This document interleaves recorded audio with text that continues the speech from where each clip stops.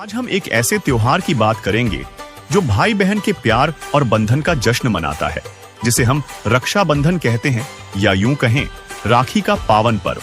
हर साल सावन की पूर्णिमा को यह उत्सव देश भर में और विदेशों में बसे भारतीयों के बीच जोश खरोश से मनाया जाता है। इस दिन बहनें अपने भाइयों की कलाई पर राखी बांधती हैं, उनकी लंबी उम्र और खुशहाली की दुआ मांगती है। भाई भी जवाब में बहनों की हिफाजत का वचन देते हैं। मगर रुकिए, क्या यह रंगीन धागा सचमुच हमें हर मुसीबत से बचा सकता है? हर साल राखी का धूमधाम से आयोजन होता है, फिर भी असमय मृत्यु के आंकड़े कम होने का नाम क्यों नहीं लेते? क्या एक धागे की ताकत इतनी है कि वह हमें हर खतरे से ढाल दे, या हमें एक ऐसे रक्षक की तलाश है जो हर मुश्किल में सचमुच साथ दे? तो दोस्तों, आज के इस खास एपिसोड में हम रक्षाबंधन के पीछे छिपे कुछ अनछुए सवालों को टटोलेंगे। हम जानेंगे कि इस पर्व का असली मतलब क्या है और सच्चा रक्षक कौन हो सकता है। क्या हमें अपनी पुरानी परंपराओं पर आंखें बंद करके यकीन करते रहना चाहिए, या वक्त आ गया है कि हम एक ऐसे रक्षक की खोज करें जो हर तूफान में हमारा हाथ थामे? रक्षाबंधन का ऐतिहासिक महत्व क्या है और क्या पवित्र ग्रंथ इन परंपराओं का समर्थन करते हैं? दोस्तों, रक्षाबंधन और श्रावण पूर्णिमा के ऐतिहासिक और धार्मिक महत्व की गुत्थी सुलझाने की कोशिश करते हैं। सुनने में आता है कि इस पर्व से जुड़ी कई कहानियां हैं। कोई कहता है कि देवी लक्ष्मी ने राजा बलि को राखी बांधी थी, तो कोई यमराज और यमुना जी की कहानी सुनाता है, जिसमें यमुना जी ने राखी बांधकर अमृतत्व का वरदान पा लिया। हर कोने में एक नई कहानी, हर गली में एक नया किस्सा। फिर श्रावण पूर्णिमा को भगवान शिव और विष्णु की पूजा का भी बड़ा महत्व बताया जाता है। कहते हैं, शिव जी ने समुद्र मंथन का विष पीकर दुनिया को बचाया और विष्णु जी ने वामन अवतार में राजा बलि को पाताल भेजकर प्रजा की रक्षा की। सुनने में तो सब बहुत पवित्र और भव्य लगता है, लेकिन क्या ये कहानियां हमारे शास्त्रों में कहीं लिखी हैं, या ये बस पीढ़ी दर पीढ़ी चलती आई लोक मान्यताएं हैं? जब हम वेदों, गीता और अन्य पवित्र ग्रंथों को खंगालते हैं, तो रक्षाबंधन या श्रावण पूर्णिमा की इन कहानियों का कोई ठोस सबूत नहीं मिलता। जी हां, आपने सही सुना। न राखी बांधने का जिक्र, न इन देवी देवताओं को धागा चढ़ाने की कोई बात। ये सारी परंपराएं लोक कथाओं की देन है, जो भले ही अच्छी लगती हैं, लेकिन शास्त्रों की कसौटी पर खरी नहीं उतरती। हमारे शास्त्र साफ कहते हैं कि सच्ची भक्ति ही रक्षा का रास्ता है, न कि राखी, व्रत या ऐसे अनुष्ठान जो बस लोक मान्यताओं पर टिके हों। हिंदू शास्त्रों में तो व्रत और राखी को शास्त्र विरुद्ध तक कहा गया है, एक तरह का मनमाना आचरण जो काल ब्रह्म ने हमें सच्ची भक्ति से भटकाने के लिए गढ़ा है। गीता जी में साफ लिखा है कि शास्त्र विरुद्ध साधना और व्रतों से कोई लाभ नहीं, बल्कि ये परमात्मा के आदेशों की अवहेलना है। श्रीमद् भगवद गीता, जिसे हिंदू धर्म का सबसे बड़ा धर्म ग्रंथ माना जाता है, में व्रत रखने के लिए साफ साफ मना किया गया है। देखिए, तो छठे अध्याय के 16वें श्लोक में फिर ये भी कहा कि अर्जुन, यह योग न तो बहुत खाने वाले का और न बिल्कुल न खाने वाले का। बहुत खाना तो यूँ है, पेट दड़ी पक्का खा ले, अंगड़ाई टूटे, भक्ति हो को ना। और बिल्कुल न खाना, व्रत रखना। व्रत रखना भी गीता में मना है, और ये व्रत रखवाओ एकादशी का, ये कहाँ से लाए? और न बहुत सहन करने वाले, सोने वाले का, और न अधिक जागने वाले का सिद्ध होता है। संत गरीबदास जी ने अमर ग्रंथ साहिब के सुमरण के अंग में कहा है, गरीब कोटिक तीर्थ व्रत करे, कोटि गज करे दान, कोटि अश्व बिपरौं दिए, मिटे न खैंचा तान।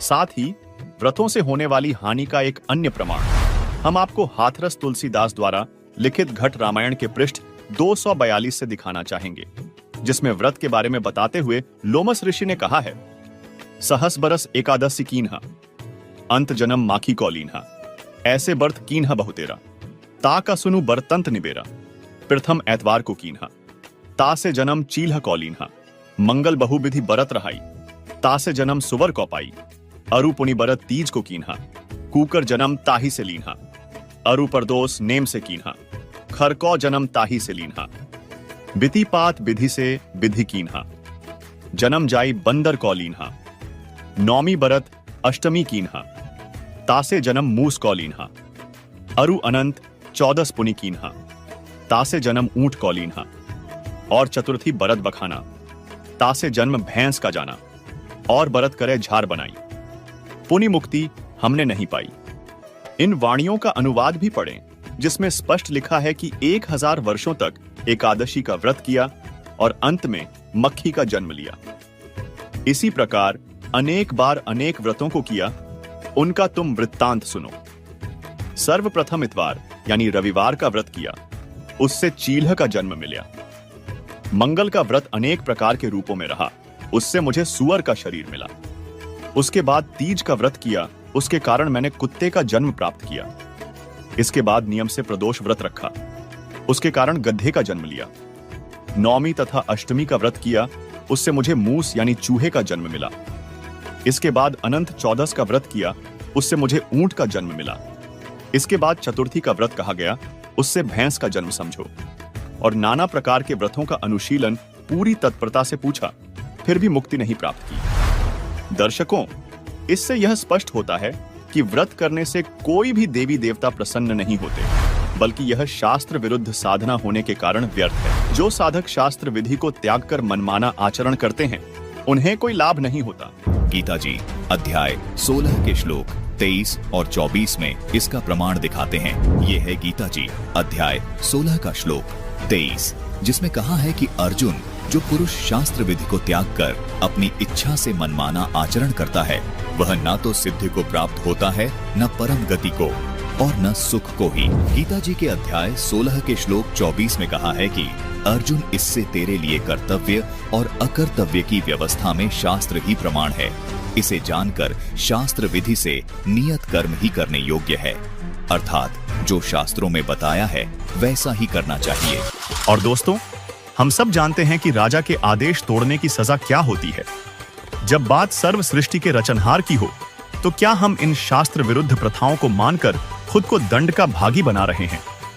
तो सवाल यह है कि क्या हमारी रक्षा के लिए राखी का धागा काफी है, या हमें उस सच्चे रक्षक की तलाश करनी चाहिए जिसका जिक्र हमारे शास्त्रों में है? रक्षाबंधन जैसे पर्व का असली मोल भाव क्या बचा है, या ये बस एक चमक धमक वाला दिखावा बनकर रह गया है? दोस्तों, समय बदल रहा है और इसके साथ रक्षाबंधन की वो गहरी भावना भी कहीं धुंधली पड़ती जा रही है। पहले ये पर्व भाई बहन के बीच प्यार, विश्वास और रक्षा के वादे का प्रतीक था, लेकिन आज ये बस एक रस्म बनकर रह गया है। राखी की थाली, चमचमाते गिफ्ट्स और सोशल मीडिया पर फोटो डालने की होड़। बहनें भाइयों की कलाई पर राखी बांधती हैं, भाई सुरक्षा का वचन देते हैं, लेकिन क्या एक धागा सचमुच जिंदगी की सारी मुसीबतों से बचा सकता है? क्या ये रस्में हमें उस सच्ची सुरक्षा की गारंटी देती हैं जो हर पल, हर संकट में हमारे साथ हो? या फिर हम बस औपचारिकताओं के पीछे भाग रहे हैं, बिना ये सोचे कि असली रक्षा का मतलब क्या है? सोचिए, अगर राखी ही रक्षा की गारंटी होती, तो जिन बहनों के भाई नहीं हैं, उनका क्या? और क्या रक्षाबंधन की परंपरा शुरू होने से पहले बहनों की रक्षा नहीं होती थी? अगर कोई बड़ा हादसा हो, कोई आपदा आए या मृत्यु सामने खड़ी हो, तो क्या भाई का वचन या राखी का धागा उसे टाल सकता है? जवाब साफ है, नहीं। तो फिर सवाल उठता है, क्या हमारे शास्त्रों में किसी ऐसे रक्षक का जिक्र नहीं जो हर मुश्किल में, हर हाल में हमारी ढाल बन सके? दोस्तों, ऐसा नहीं है। हमारे पवित्र ग्रंथों में उस सच्चे रक्षक का जिक्र है जो हर परिस्थिति में हमारी हिफाजत कर सकता है। मगर दिक्कत यह है कि हमें अब तक कोई ऐसा सच्चा संत नहीं मिला जो इन ग्रंथों का सही अर्थ समझा सके। सुनिए, रक्षाबंधन पर सद्गुरु संत रामपाल जी महाराज का यह अनमोल सत्संग जो आपकी आंखें खोल देगा।